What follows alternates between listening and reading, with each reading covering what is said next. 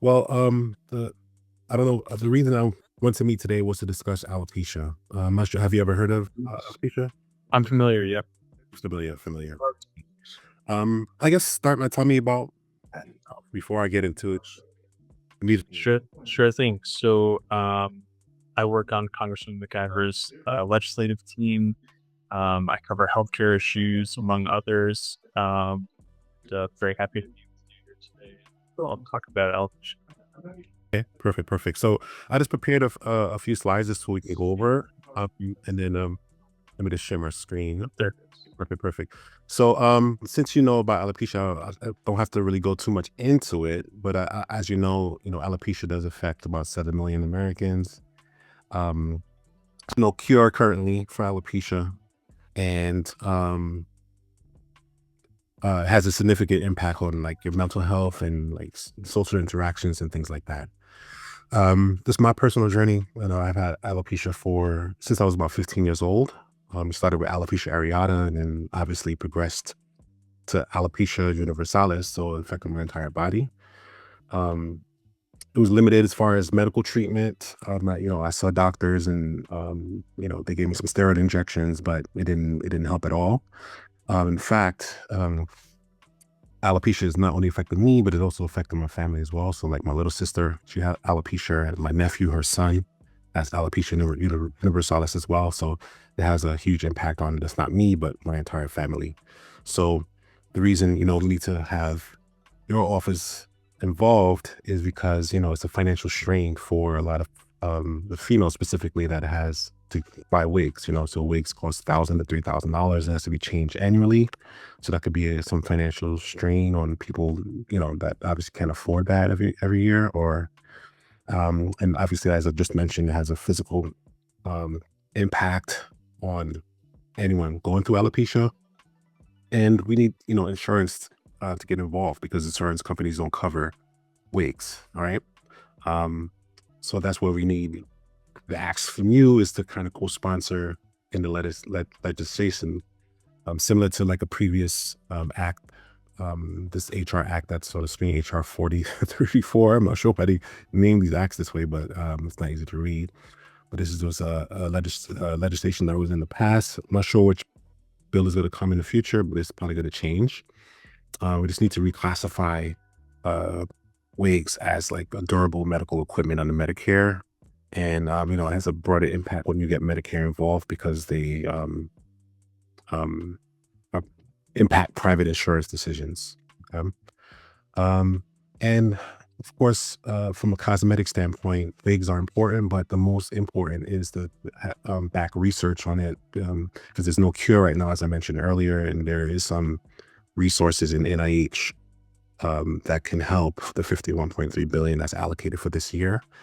It'll help with like critical like therapeutic approaches and like a long-term cure for alopecia. That'll be the broader impact for this immune condition. Obviously, it has effects on the community. We need to have support, like companies like the NAAF, National Alopecia Areata Foundation.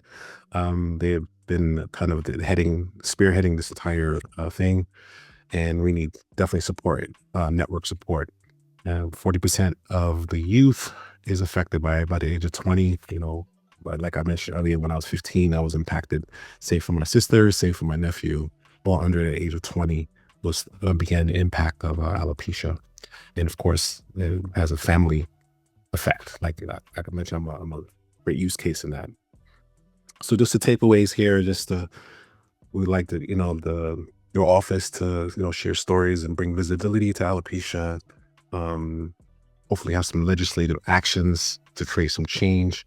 And the most important thing is just to co-sponsor, just to make a difference to the millions of Americans that's affected by alopecia. All right.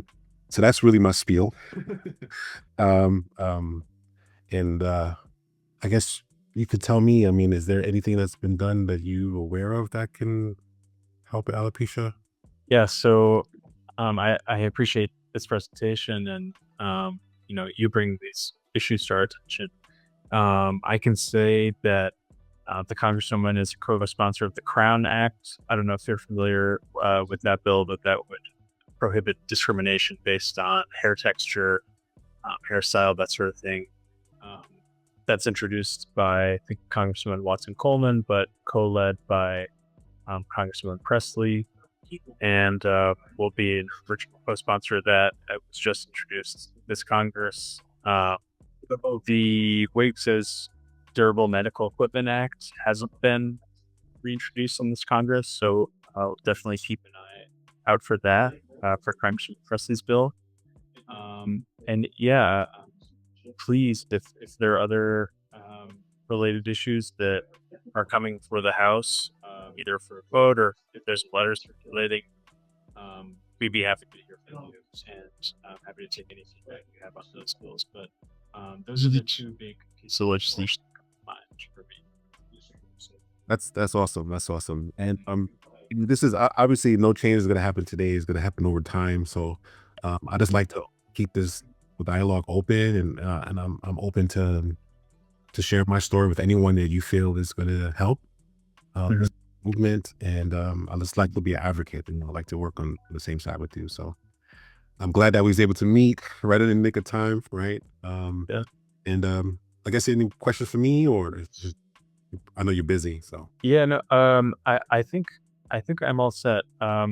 Please, like I said, feel free to use my email. And yeah, no, it's a great presentation, and totally happy to meet on other issues. If anything comes up, please just let me know.